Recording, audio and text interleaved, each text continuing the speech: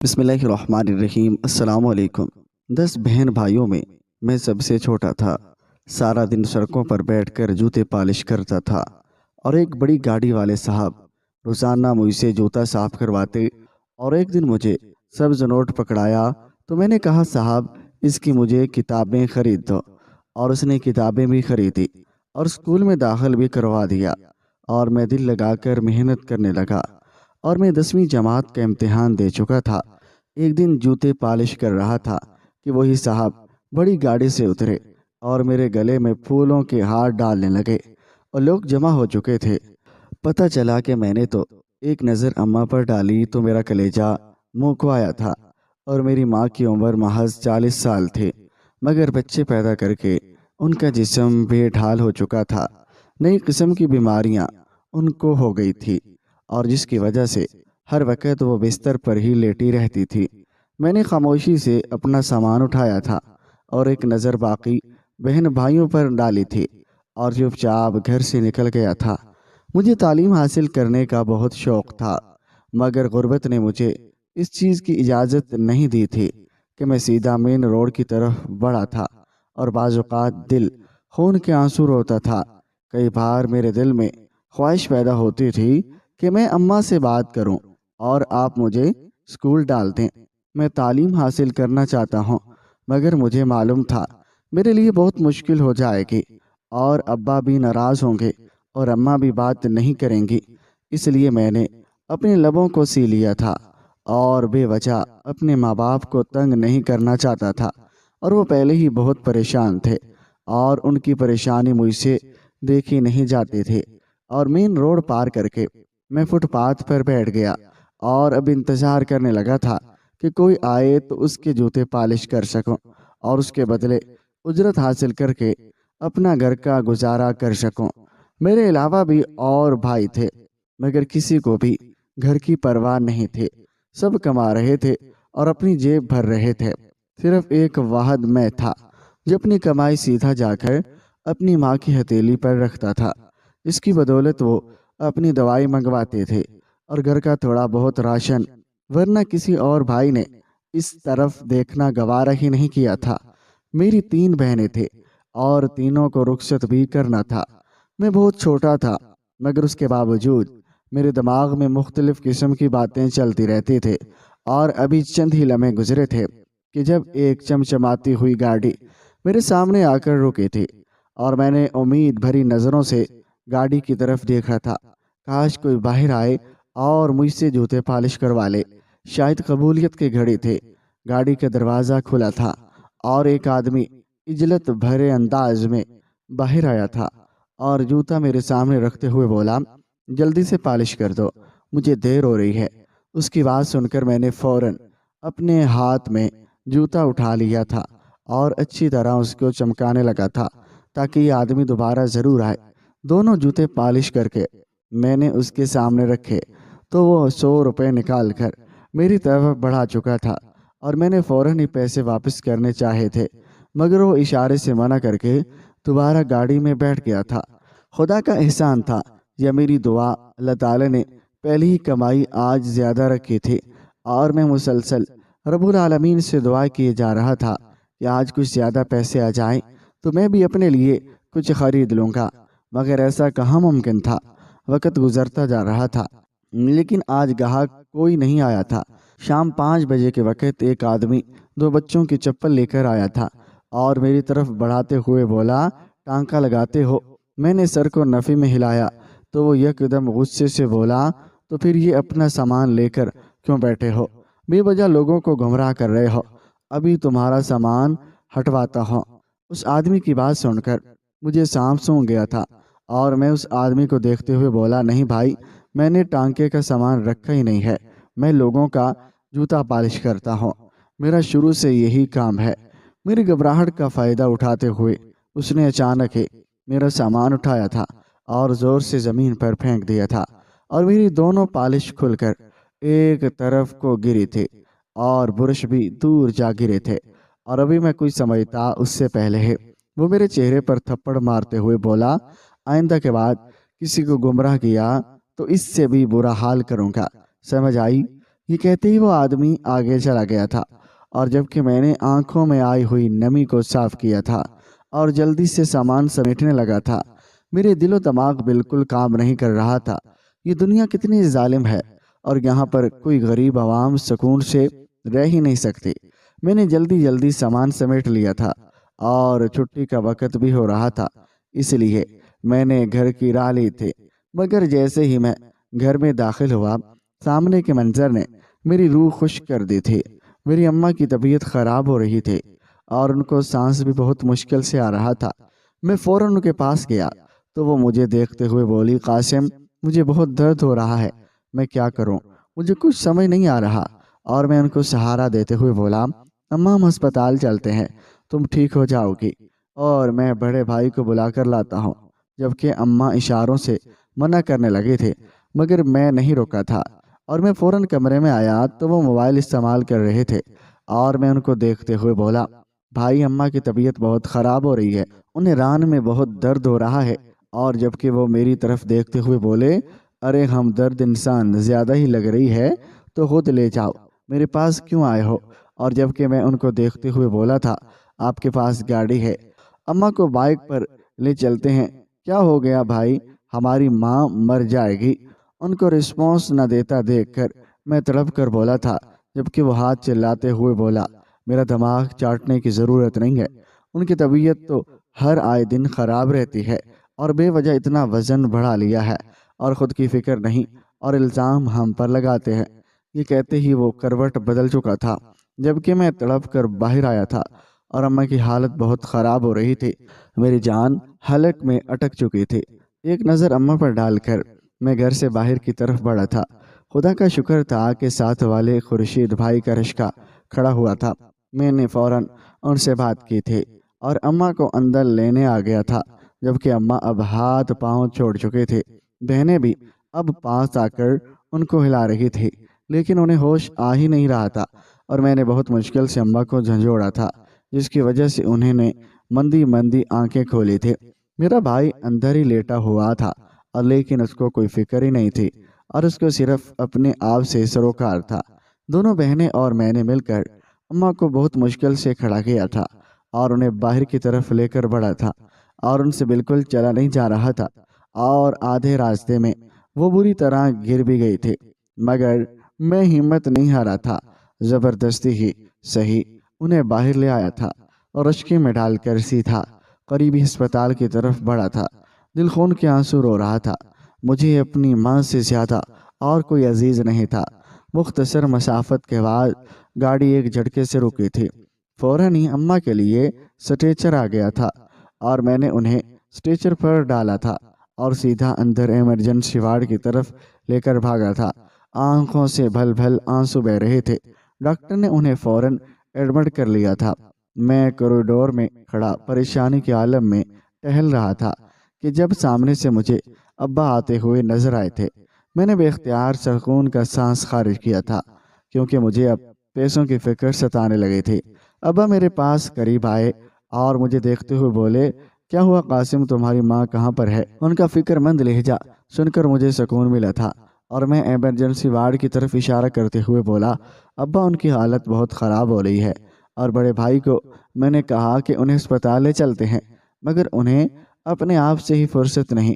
خدا نہ خواستہ اگر ذرا بھی دیر ہو جاتی تو ہم اپنی ماں کھو بیٹھتے۔ گھر جا کر ان کا دماغ ضرور درست کریں، اگر اس گھر کی چھت چاہیے تو ماں کی فکر کرنی پڑے گی۔ میری بات سن کر انہوں نے میرے کندھے کو تھپ تھپایا تھا، اور مجھے ٹھنڈا رہنے کی تلقین کی تھی، جبکہ میرا غصے سے دماغ پھٹنے کے قریب آ گیا تھا۔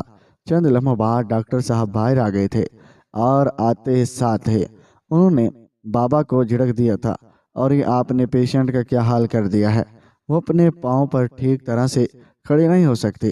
اگر اللہ تعالیٰ آپ کو اولاد عطا کر رہا تھا تو آپ احتیاط کرتے، اور آپ ان کا ابارشن کروا دیتے، لیکن آپ نے اتنی اولاد ان سے پیدا کروائی ہے، اور اب ان کا حال زندہ رہنے کے قابل ہی نہیں رہا۔ کتنے بچے ہیں آپ کے؟ جبکہ بابا سر جھٹکا کر بولے، میرے 10 بچے ہیں، اور یہ سب سے چھوٹا والا ہے۔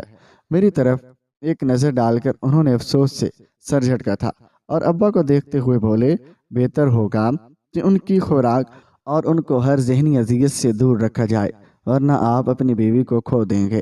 اور یہ کہتے ہی وہ وہاں سے چلے گئے تھے، جبکہ ابا وہیں بینچ پر سر تھام کر بیٹھ چکے تھے اور ان کی آنکھوں میں آنسو تھے، اور میرا دل بھی ابا سے خراب ہو رہا تھا۔ لیکن اس کے باوجود ان کو پریشان دیکھ کر میں فوراً ان کی طرف گیا تھا اور ان کو سہارا دیا تھا، جبکہ وہ سر نفی میں ہلاتے ہوئے بولے، ڈاکٹر ٹھیک بول رہا تھا کہ تیری دادی بھی مجھے سمجھاتی تھی، اتنے بچے نہ لو، مگر مجھے ہی بے وجہ کی ضد تھی کہ میں ہر بچہ دنیا میں ضرور لاؤں گا۔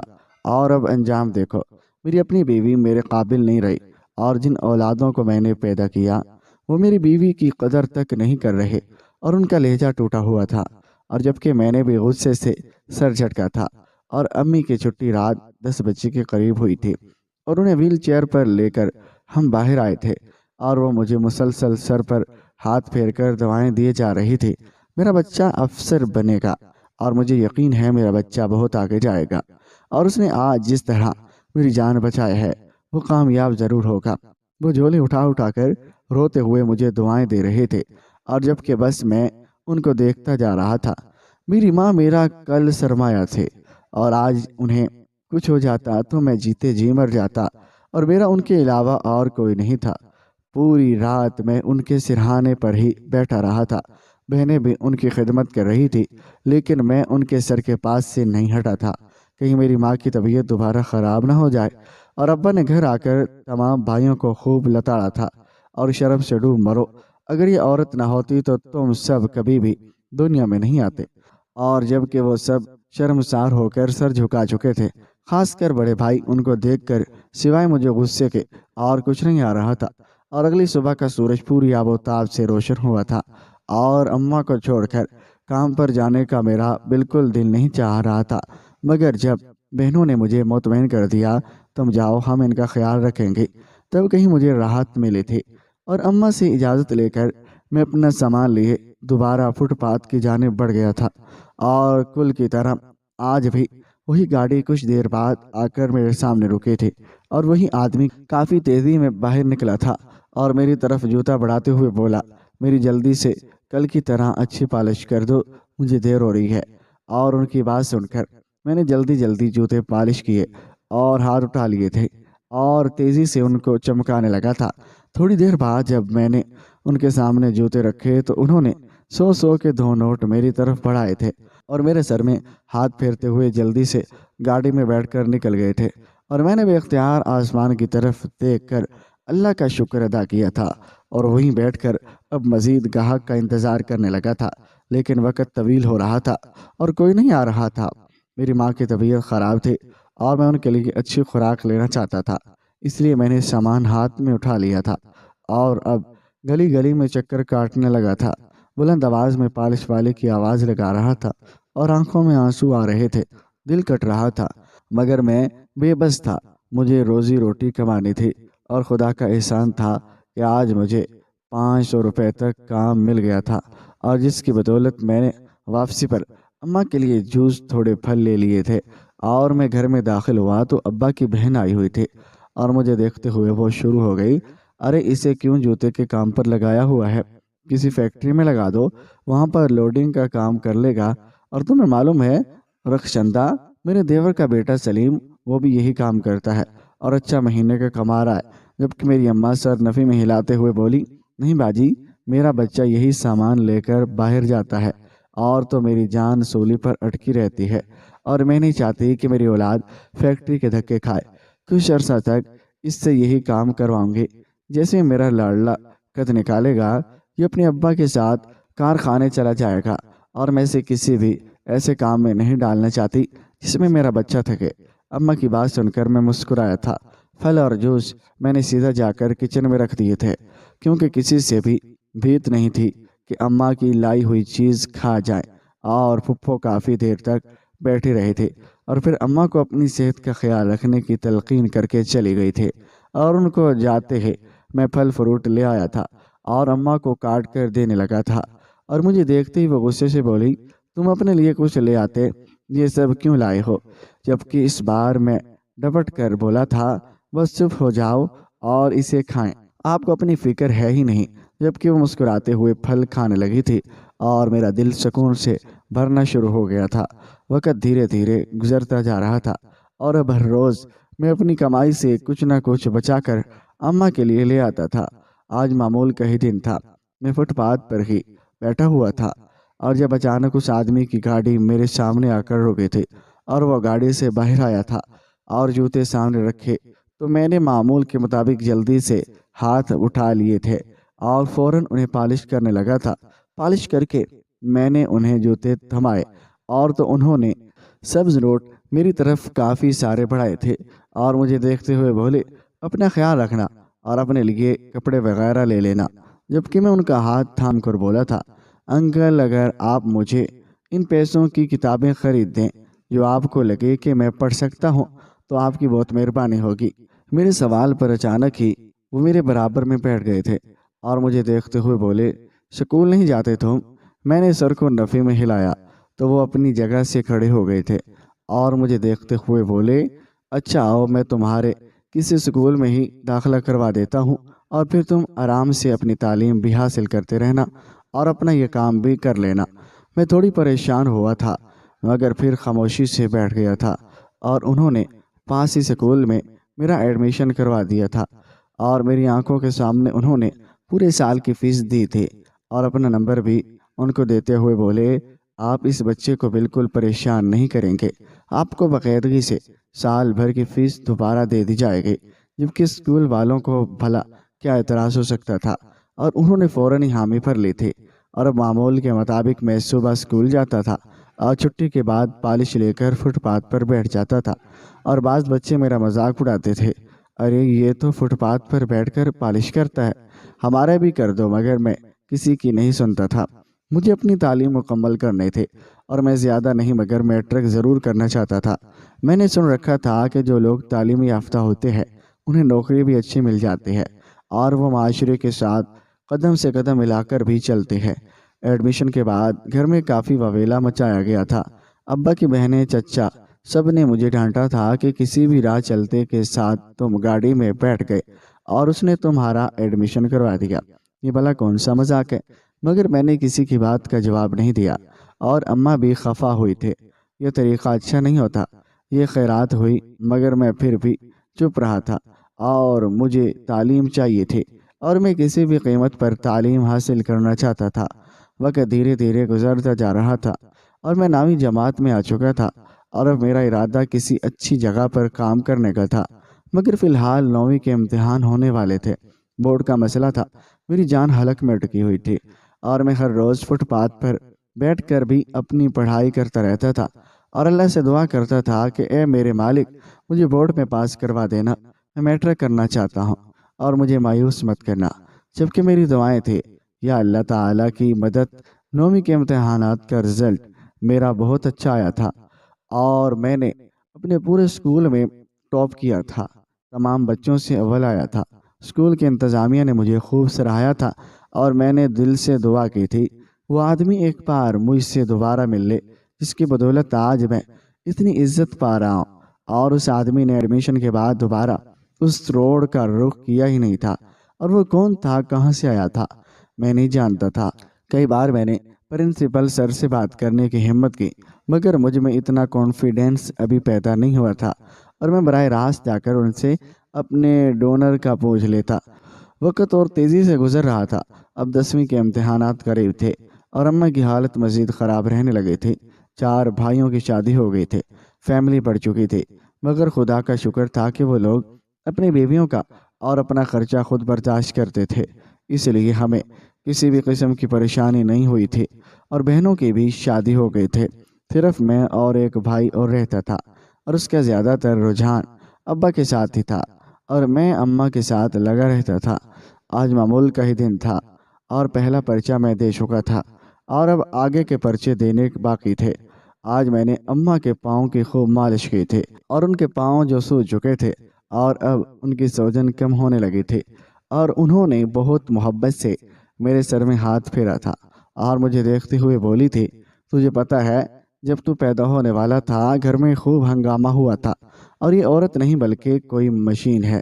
سب نے کہا اس بچے کو پیدا ہوتے ہی مار دو، یا پھر کسی کے حوالے کر دو، مگر تجھے پتہ ہے قاسم میں نے منع کر دیا، نہیں، یہ میرا بچہ ہے، میرے وجود کا حصہ ہے، اب اگر یہ دنیا میں آ گیا ہے تو میں اسے پالوں گے، اور اللہ کا احسان دیکھ تم صحیح سلامت میری گود میں آئے، اور اب میرے قدموں میں بیٹھے صرف تم ہی میری خدمت کر رہے ہو، جبکہ میں نے ان کا ہاتھ چوم لیا تھا۔ وقت تو اور تیزی سے گزارا تھا اور میرے تمام پیپر مکمل ہو گئے تھے، اب مجھے صرف اپنے رزلٹ کا انتظار تھا۔ میرا ارادہ رزلٹ کے بعد کسی اچھی جگہ نوکری کی تلاش میں نکلنا تھا۔ آج معمول کا ہی دن تھا، میں اپنی مخصوص جگہ بیٹھا لوگوں کے جوتے پالش کر رہا تھا، جب اچانک ایک چمچماتی ہوئی گاڑی میرے سامنے رکی تھی، اور میں نے سر اٹھا کر دیکھا تو وہی شخص اپنی گاڑی سے باہر نکل رہا تھا، اور میں اپنا سب کام چھوڑ کر کھڑا ہو گیا تھا، اور میری آنکھوں میں آنسو آ گئے تھے۔ میرا بس نہیں چل رہا تھا اور اس انسان کے گلے لگ جاؤں، مگر اچانک اس نے آتے ساتھ ہی مجھے پھولوں کے ہار پہنائے تھے۔ میرے اوپر پھول برساتے ہوئے اس نے میرا ماتھا چوم لیا تھا اور مجھے دیکھتے ہوئے بولا، تم نے میرا پیسہ ضائع نہیں ہونے دیا، تم بار ٹاپ کر چکے ہو، اور تمہیں علم ہے تم نے کیا مارکا مارا ہے۔ جبکہ میں ایسا ہو گیا تھا جیسے کاٹو تو بدن میں لہو نہیں۔ میں کوئی ان پڑھ نہیں رہا تھا، مجھے معلوم تھا بار ٹاپ کرنے کا مطلب کیا ہوتا ہے۔ اس آدمی نے وہی کھڑے ہو کر میرے نام کی سب میں مٹھائی تقسیم کی تھی، اور اپنے ساتھ وہ مجھے اپنے گھر لے گیا تھا، اور اس کا گھر بہت خوبصورت تھا، اعلیٰ طرز پر بنا ہوا۔ وہاں پر اس نے مجھے اپنا اسسٹنٹ رکھ لیا تھا۔ اس کا کہنا تھا کہ جب تک تم اپنی مکمل پڑھائی نہیں کر لیتے تب تک تم میرے ساتھ جاب کر سکتے ہو، اور میں تمہیں مہینے کے 50,000 روپے دوں گا۔ جبکہ میں فوراً ان کی بات پر ایمان لے آیا تھا، اور میں نے گھر آ کر جب اماں کو بتایا تو وہ بھی بہت خوش ہوئی تھی، اور انہوں نے ڈھیروں دعائیں دی تھی۔ کہتے ہیں نا، ماں کی دعا جنت کی ہوا، اور یہ بات حقیقت ثابت ہوئی تھی۔ میں اس آدمی کے پاس جاب بھی کر رہا تھا اور اپنی آگے کی پڑھائی بھی جاری رکھی ہوئی تھی، حالانکہ میرا ارادہ صرف میٹرک تک تھا حاصل کرنے کا تھا۔ ہمارے گھر کے دن تبدیل ہو گئے تھے، میرے بھائیوں نے مجھ سے حسد جلن کرنا شروع کر دی تھے، مگر میری ماں باپ میرے ساتھ تھے، اور مجھے اب کسی چیز کی پرواہ نہیں تھی، اور میں نے ارادہ باندھ لیا ہے کہ میں آگے بڑھ کر CSS کا امتحان دوں گا اور کمشنر کی پوسٹ حاصل کروں گا۔ بس آپ سب میرے لیے دعا کرنا، میرے چھوٹے چھوٹے خواب پورے ہو جائیں۔ میں نے پوری زندگی میں صرف ایک سبق سیکھا ہے، دنیا میں ابھی اچھائی ختم نہیں ہوئی، جہاں برے لوگ موجود ہیں وہاں اچھے بھی موجود ہیں، جو آپ جیسے روڈ پر بیٹھے بچوں کا بھی خیال کرتے ہیں۔ بے شک اللہ تعالیٰ ایسے لوگوں کو پھر خوب نوازتا ہے۔ ناظرین، یہ کہانی ہمیں ایک ایسا گہرا اور متاثر کن سبق دیتی ہے جو نہ صرف انسان کی زندگی بدل سکتا ہے بلکہ پورے معاشرے کو ایک نئی سمت دے سکتا ہے۔ یہ سبق محنت، خلوص اور نیت، موقع کی پہچان، علم کی قدر، انسان دوستی اور حوصلہ افزائی کی طاقت پر مبنی ہے۔ ایک بچہ جو اپنے خاندان کے 10 بہن بھائیوں میں سب سے چھوٹا تھا اور بچپن ہی سے زندگی کی کٹھنائیوں کا سامنا کر رہا تھا، سڑکوں پر جوتے پالش کر کے اپنے وجود کو سنوارنے کی کوشش کر رہا تھا، لیکن اس کی سوچ، اس کی خواہش اور اس کا عزم اس کے حالات سے کہیں بلند تھے۔ اور یہ بچہ جب بڑی گاڑی والے صاحب کو جوتے پالش کرتا دیکھتا اور تو محض روپے لینے پر خوش ہونے کے بجائے سبز نوٹ کو علم کا وسیلہ بنانا چاہتا تھا۔ اور یہ بات ظاہر کرتی ہے کہ اصل دولت علم ہے، اور جب ایک بچہ خود سے یہ سمجھے کہ کتابیں اس کی دنیا بدل سکتی ہیں تو یہ اس کے شعور کی بلندی اور بصیرت کا ثبوت ہے۔ اور اس بچے نے وہ سبز نوٹ کتابوں کی صورت میں مانگا، اور یہی وہ لمحہ تھا جس نے اس کی تقدیر کا دھارا موڑ دیا۔ بڑی گاڑی والے صاحب نے صرف کتابیں ہی نہیں خریدی بلکہ اسے اسکول میں داخل کروا کر اس پر اعتماد کا اظہار بھی کیا، اور اس ایک نیکی نے نہ صرف اس بچے کی زندگی بدلی بلکہ یہ معاشرتی شعور کی بھی بہترین مثال بن گئی۔ اگر ہم کسی غریب، نادار یا محنت کش بچے کو صرف چند لمحے کی توجہ اور سہارا دیں تو وہ مستقبل کا درخشندہ ستارہ بن سکتا ہے۔ یہ بچہ اسکول میں دل لگا کر محنت کرنے لگا، علم کے میدان میں آگے بڑھتا رہا، اور جب وہ 10ویں جماعت کا امتحان دے چکا تھا تو پھر وہی سڑک، وہی جوتے پالش کرنے کی جگہ وہی بچہ، لیکن اب اس کے گلے میں پھولوں کے ہار تھے، اور لوگوں اس کی کامیابی پر مبارکباد دے رہے تھے۔ اور یہ واضح پیغام ہے، محنت کبھی رائے گاہ نہیں جاتی، اور جو انسان خود اپنی قسمت بدلنے کا جذبہ رکھتا ہے وہ دنیا کی ہر رکاوٹ کو عبور کر سکتا ہے۔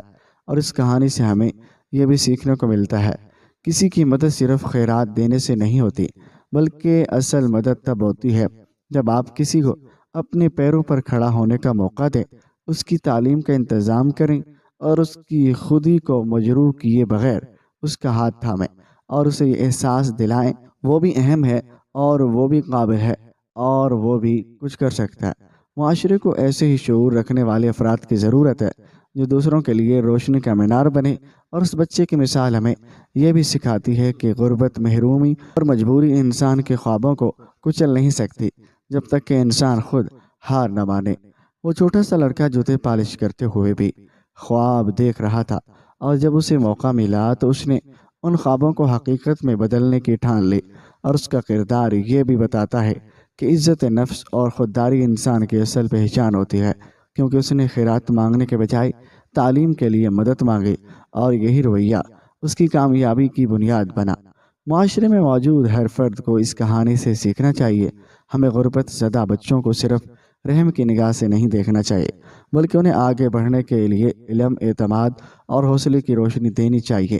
اور آخر میں یہ سبق انتہائی اہم ہے، اگر ایک بڑی گاڑی والا صاحب اس بچے پر اعتماد نہ کرتا اور اسے کتابیں نہ دلواتا تو شاید یہ بچہ ہمیشہ سڑکوں پر جوتے پالش کرتے زندگی گزار دیتا۔ لیکن چونکہ ایک شخص نے نیکی کی نیت سے اس پر وقت، توجہ اور وسائل صرف کیے، اس لیے وہ بچہ معاشرے کے لیے مثال بن گیا۔ یہ کہانی ہمیں یہ سکھاتی ہے کہ ہم سب کسی کی زندگی بدل سکتے ہیں اگر ہم نیت، اخلاص اور محبت کے ساتھ کسی کے ساتھ کھڑے ہیں۔ اور یہ بھی کوئی شخص چاہے جتنے بھی گھٹن حالات میں کیوں نہ ہو، اگر وہ محنت کرے، خود پر یقین رکھے اور علم حاصل کرنے کی جستجو رکھے تو کامیابی اس کے قدم چومے گی۔ ناظرین، آپ کو ہماری آج کی یہ کہانی کیسے لگی؟ کمنٹ باکس میں اپنی قیمتی رائے کا اظہار ضرور کیجیے گا۔ ویڈیو پسند آئے تو ویڈیو کو لائک اور چینل کو سبسکرائب ضرور کریں تاکہ ہر آنے والی ویڈیو آپ تک بروقت پہنچ سکے۔ شکریہ، اللہ حافظ۔